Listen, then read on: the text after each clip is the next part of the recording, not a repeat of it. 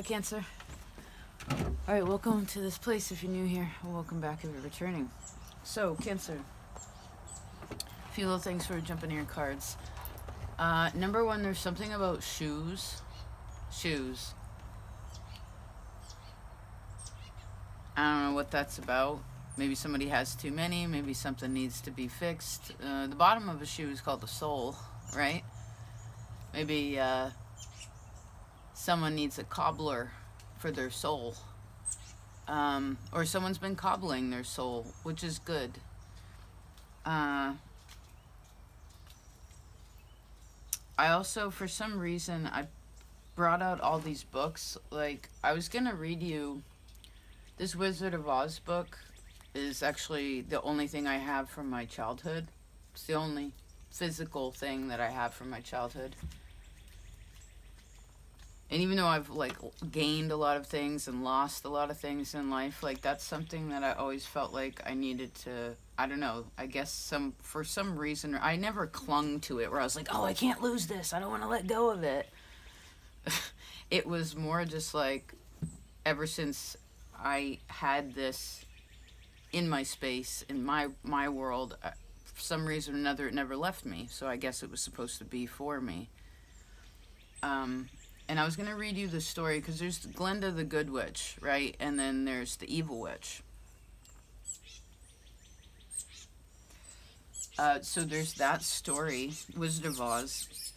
Then there's also this old story called The Shoemaker. I don't know if you want to look that up. Another shoe story. And then I thought about Women Who Run with Wolves, but I couldn't find that book for some reason. We weren't supposed to read it, but we can mention the Red Shoes.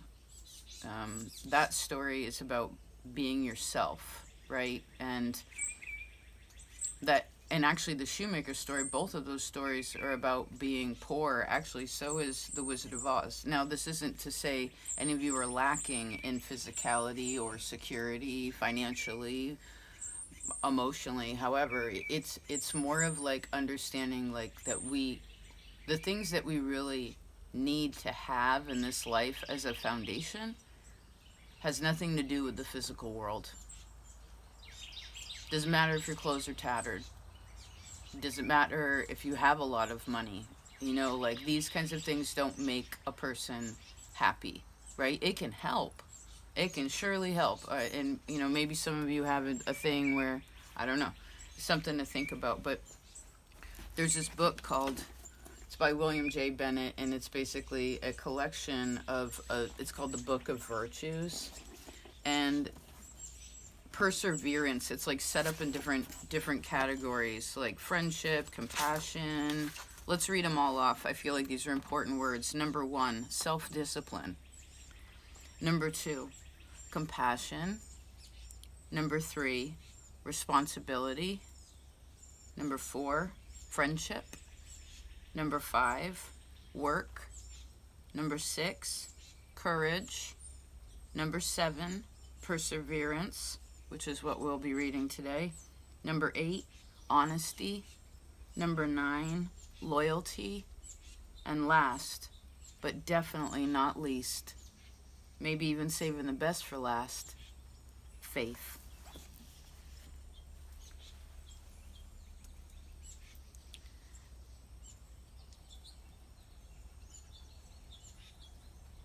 The fisher who draws in his net too soon won't have any fish to sell. The child who shuts up his book too soon won't learn any lessons well. If you would have your learning stay, be patient, don't learn too fast. The man who travels a mile a day may get around the world at last. And I saw over here, slow and steady wins the race, right?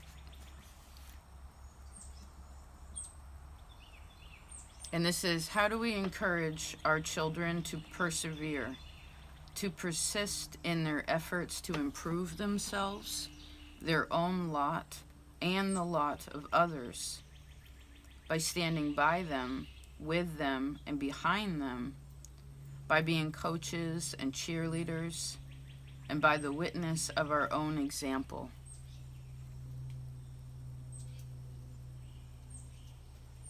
Of course, as all of you here are no longer children, if you have children of your own or grandchildren, I guess these are good questions for you.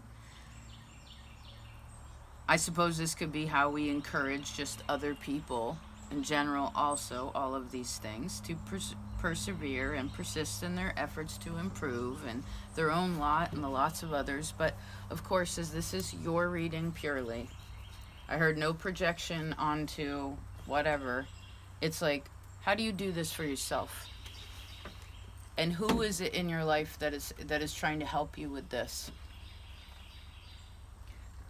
Because actually, a cancer female told me this more recently, that depression is contagious.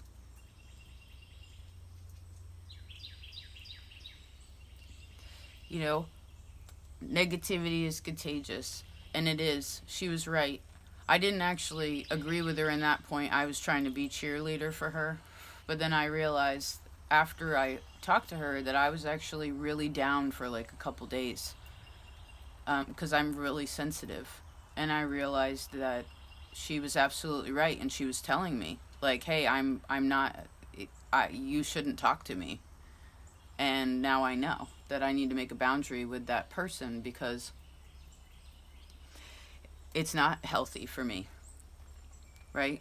So, something to think about.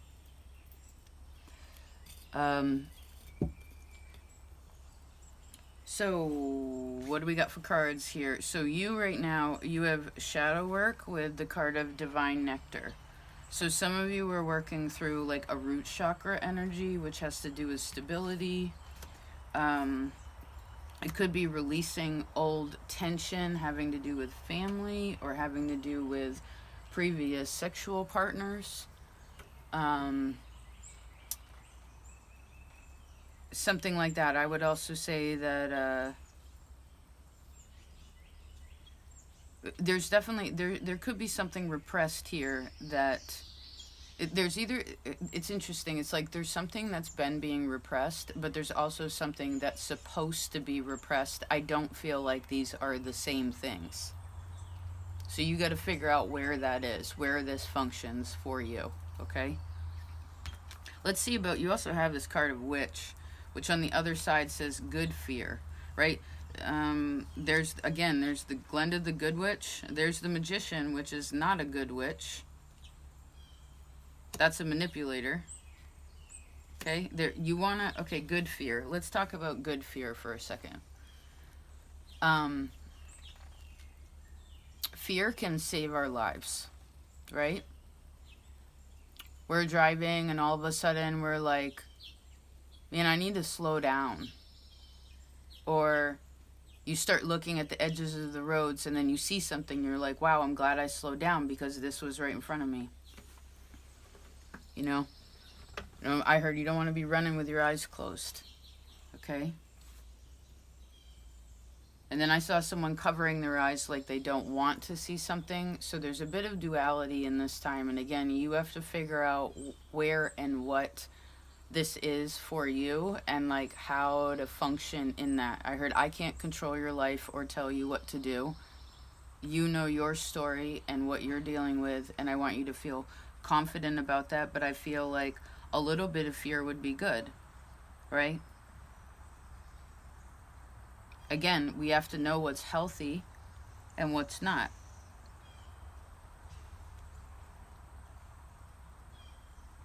Okay, you also have this card of Final Peace. Let's see what's going on with that. Cannot be contained. Cannot be contained. So this card is about, again, it has like another, so there's a lot of dual energy here. Again, I keep seeing it. It's like you have to figure out what is this and what is that. Oh my God, you had this old reading called This and That. This or that. This and that, and then it's this or that. You decide, right? Like, again, fear can keep us stuck. Fear can save our lives. So you got to know when to use emotions, feelings in the right way and what they're for. Now, cannot be contained, I suppose, with this final piece is something cannot be contained anymore. And those of you who have been working through shadow work, meaning like your fears, issues around family, situations with sex, manipulation with other people, your own manipulation, because we all kind of sometimes try to get people to be who they aren't, right? Just a second. Come on, sweetheart. All right. Kit Kat? Oh, there you go. So all of this hard work, wherever someone's been putting in the hard work, this could be at this final piece, because there's a rainbow on this card, which means that, and this card actually represents like someone, like it's important to be yourself. Accept yourself, perhaps. Don't pretend to be someone else. Aquarius talked about this today. It's like authenticity is not perfection. It's not being happy all the time. I mean, it can be striving for that. But it's more of acknowledging. I'm not a big, some people are like promoters of like fake it till you make it. I'm more like acknowledge it. For instance, let's say we're deep in the shadow, we got a bunch of fear and we don't know what's going on and we're scared for some reason. Depressed, whatever, worried. It's like, well, acknowledge that worry. Why am I worried right now? What is it that I need to really be focused on so that I can be stronger about this situation? But if it's just pushed off to the side a lot, then it's gonna, Venus, it's gonna block the loving, creative energy, right? That's wanting to come through. Cancer to me is one of the best,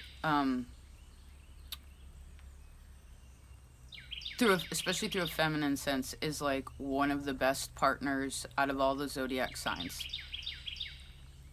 But it only really gets to that place once you love yourself. That's super important. You have to know love in your own soul, in your own body, right? Love does not come because someone has sex with you. Love does not come because someone touches you. Love does not come because someone says the words or puts on like an external facade. It's not, love is not a person, a place, or a thing. It's a feeling. And feeling is a choice, Cancer. You rule, I feel. And so, again, I want you to feel love about yourself. If some of you don't like your body, you don't feel attractive, what can you do to make that better? Do you need to exercise more? Do you need to quit a bad habit? Do you need to stop, I heard, self-deprecating or making excuses for things to why some things can't change? Like, what is it?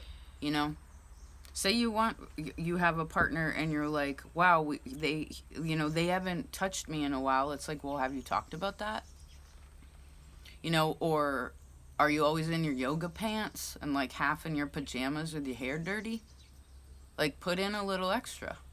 Someone needs to put in a little extra to make it happen. I mean, I heard love yourself no matter what.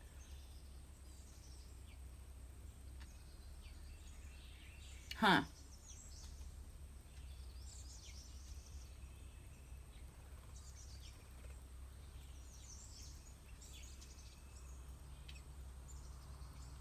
I guess a big question for like Cancer, Capricorn energy, which are opposites, they're mirrors of one another, which to me is the ultimate essence of where we create as humans, like where we create emotional security. Because again, it's a security also does not come from a person, a place, or a thing. I mean, it's helpful. You got a home, that is awesome. Be grateful. Be grateful you have a home. I was homeless for 20 years on and off. Be so grateful you got a home and pillows and clothes and shoes, right? Money, a job, family, friends, telephones, computers, sewing machines, cupboards, knobs. I mean, we can go on and on. I bet all of you, if you think about all the, because cancer's a collector of things, especially when it helps you fill the space, because sometimes objects seem more steady than humans. And you're right about that, but it doesn't give any emotional security. It's all dead, right? They're inanimate. It doesn't matter. This book doesn't matter. I could burn this book right now. It's not going to hurt my feelings, because this connects to the oldest part that of my life in this life. But this physical thing does not define who I am, because I have the memory attached to something's important. Let's actually read out of this for some reason. Cancer, it's an interesting day. Where should we go? 257. I don't even know if there is a 257 in this book. No, there's not. What is that then? 257, page 14. This book is so old, can you tell?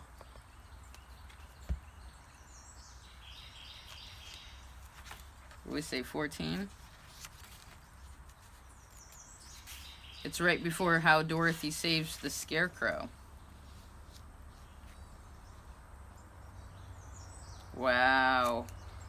All right. Do you have a book from what do you have from childhood? Maybe that would be helpful for you to look at, really.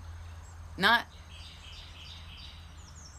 your parents' thing, not the thing that somebody, like, it's something particularly connects to your childhood.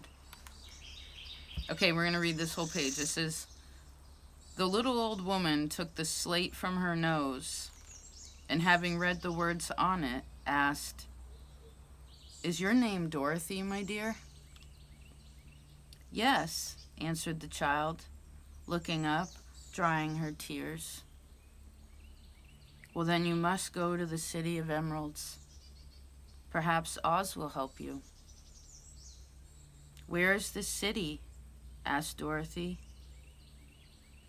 'It is exactly in the center of the country, and is ruled by Oz, the great wizard I told you of.'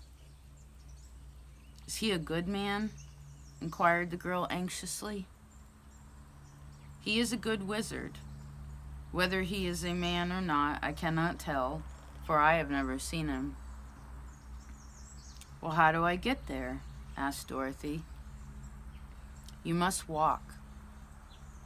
It is a long journey, through a country that is sometimes pleasant and sometimes dark and terrible. However, I will use all the magic arts I know to keep you from harm.' 'Won't you go with me?' pleaded the little girl, who had begun to look up upon the little old woman as her only friend. 'No, I cannot do that,' she replied. 'But I will give you my kiss, and no one will dare injure a person who has been kissed by the Witch of the North.' She came close to Dorothy and kissed her gently on the forehead. Where her lips touched the little girl, they left a round, shining mark, as Dorothy soon found out later. 'The road to the City of Emeralds is paved with yellow brick,' said the witch, 'so you cannot miss it. When you get to Oz, do not be afraid, but tell your story and ask him to help you. Goodbye, my dear.' The three munchkins bowed low to her and wished her a pleasant journey, after which they walked away through the trees. The witch gave Dorothy a friendly little nod, whirled around on her left heel 3 times, and straightway disappeared, much to the surprise of little Toto, who barked after her loudly enough when she had gone, because he had been afraid even to growl while she stood by. But Dorothy, knowing her to be a witch, had expected her to disappear in just that way, and was not surprised in the least.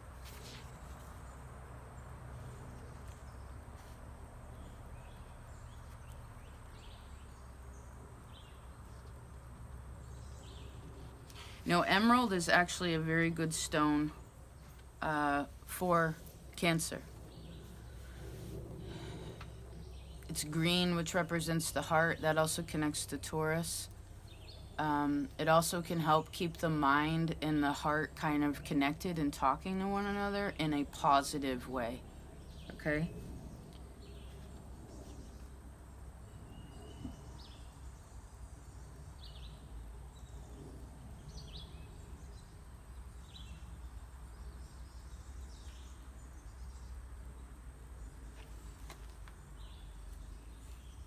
So I suppose with this story, this means that, well, you want to, your anger, they say your anger is ruled by this third eye right here. And I know some people talk about opening up this third eye, but to some cultures, especially that which invented it, says that you should keep this shut. It's not it doesn't mean that one isn't allowed to become angry or upset by something in a frustrated, like, bigger sense. But you can have the feeling, but not necessarily act on it. So I suppose there would be some kind of means of wanting, like, working through the energy that you're working through in a way that is loving or creative or productive versus destructive, unproductive, unloving, etc.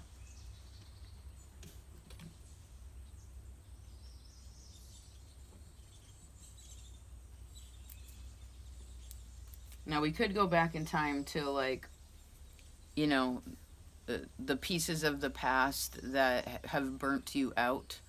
But I really don't think that that's the point anymore, right? What did the witch say? You have to walk there. You have to put one foot in front of the other. And as your cards show a lot of internal work, you want to also make sure that you're taking care of yourself physically as well. Venus rules money. It rules cleanliness. It's taking time for friends. It's taking time for loved ones. It's very encouraging energy. It's paying attention to these parts I heard that are important, right? I heard no sulking. Let's see. No sulking because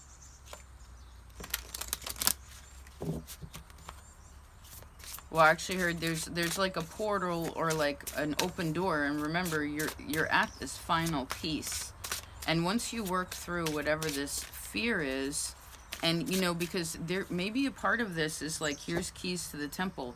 It's like there is a part of your lesson in this time is understanding the difference between good fear and bad fear, right? Good suffering and bad suffering. Sagittarius talked about this a long time ago. It's like there is suffering that helps us, right? For instance, sometimes a person does not need encouragement because they can't do it on their own, and they do need help, not only from, relying, like, finding this higher power, but also understanding that, like, no, they can't do it. They have to do something different. If someone's like,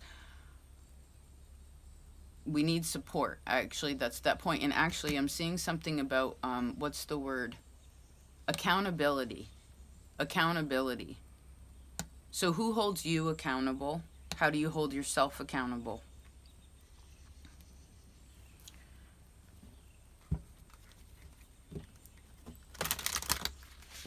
And I guess those are your exercises. That's your exercises and your mission for now. Some of you are tied. You feel tied to something. What's that about?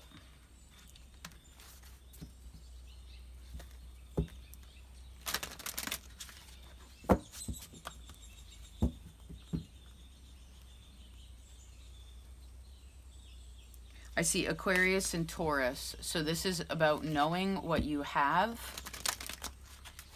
how to use what you have in ways of resources, okay? And feeling good about what you have. Because remember what we said in the beginning. I mean, my mom used to water down the milk. Spaghetti sauce, whatever. Take care of family 5 on one paycheck. I mean, I didn't know any different. We always had what we needed. None of us died. So life isn't about having, like, needing to be rich or something like that. But those of you who have a lot, and you know that, because you know what, to me, even poor people got a lot.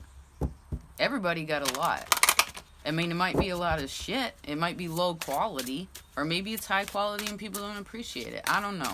But the point is again, we can have things that are good. We can have things that are bad. We can have, there's fear that's good. There's fear that's bad. There's love that's good. There's love that's possession and obsession and jealousy and all this other shit. Where are we going? I want to go there. Nope. Right? Good witches and bad witches. That's the point. So,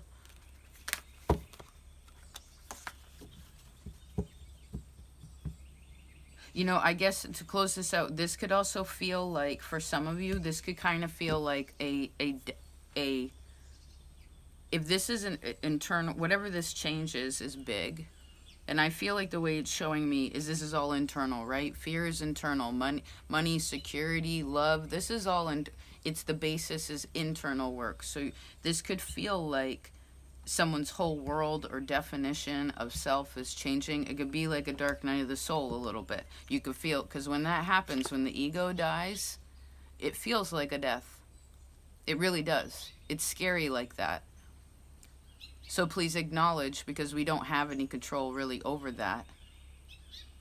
It's like, please acknowledge that whatever process you're going through, that you want to handle it with a light heart, okay? And I guess remember that, I don't know, I see, make sure you're living in reality, right? Because for instance, depression, deepest cut, yeah, like depression, being low, all this kind of stuff, that's an illusion. It really is. I mean, I dealt with depression for almost 30 years straight, so don't think that I'm dissing anything. I know what I'm talking about. It's an illusion. And even once you figure it out, you can still be tricked. The devil is tricky. So you got to know what your boundaries are, and that which you are connecting to physically, the people around you, right? Things, there are, like I said earlier, that person was right. Some things are contagious, and people are always telling us, like, hey, this is who I am. And you want to be really aware of that. And for some of you, this could be what you're attracted to. And you're just figuring out, like, why am I attracted to what I'm attracted to? Stubborn people, overly sexual people, addicts, people, you know, like, if there's no emotional contentment, like, are they responsible? What are you wanting in ways of the people in your life too? Okay? How do you feel about commitment? Right? And I suppose a big part of this is because these readings, regardless of what we're talking about with relationships with other people, this is a relationship with yourself.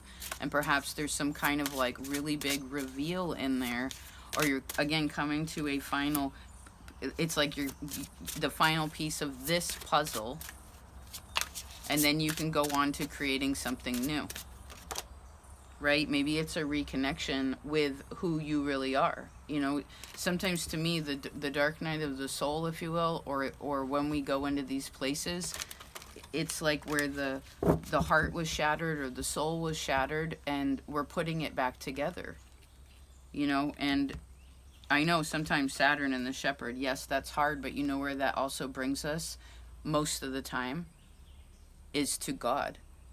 And what do I see? It takes many things. There's no quick fix for anything, right? No pill takes away depression. No person is going to take away loneliness. Whatever. Again, we have to touch on it. This is a puzzle, so there are many pieces. Even if it's a child's puzzle, that at least has 20 pieces to it, right? So, but you're an adult, so this is probably a pretty complex puzzle. There's a lot of pieces. I would say however old you are is how many pieces are in this puzzle. So just remember that too. Interesting. I would say watching Taurus's reading will be very helpful for you because you connect to them in an easy, opportunistic way. But you have to take up the initiative to go there and to understand what's happening. Yep, and there's the keys to the temple. I could also say that people who have passed on, that talked about that in that reading, and I see it here for you too. It's like maybe someone who you love, who has passed on, is trying to send you a signal. But if you got your head down or you're too like afraid and you don't know the difference between good and bad, then you're not going to understand what the message is when you see it. Do you know what I mean? Okay, that's the end of the story. I love you, Cancer. I hope this was helpful. Lastly, I don't know if I mentioned, but I think it's just astrologically, I had a bunch of energy, but we recorded already. I recorded a bunch of extra readings, specifically these readings that were entitled, like, What's Coming Towards You for this eclipse season, and it's going to be over on Patreon, so if you're already a part of that, they'll be available. Probably this weekend. It's Friday now. It's Venus Day. It's Venus Day today. And if you want access to all of the zodiac signs, if you join the Timeless Traveler, you can view them. And actually, you'll get access for the whole month. If you want to continue that, you can stay there and explore and keep learning. But either way, that's available to you. There's a link below. Okay? And I do see that you have like a guardian. There's really beautiful help around you. Please watch Taurus's reading. And there's the shadows. Yes. You know, I see that it's like that. Hear no evil, see no evil, speak no evil. To me, speak no evil, yes. The hear no evil, see no evil, no. You got to acknowledge whatever it is. You got to get really real, because that's how you're going to figure out how to feel what you're working with. Okay. Love you so much. Take care. Bye.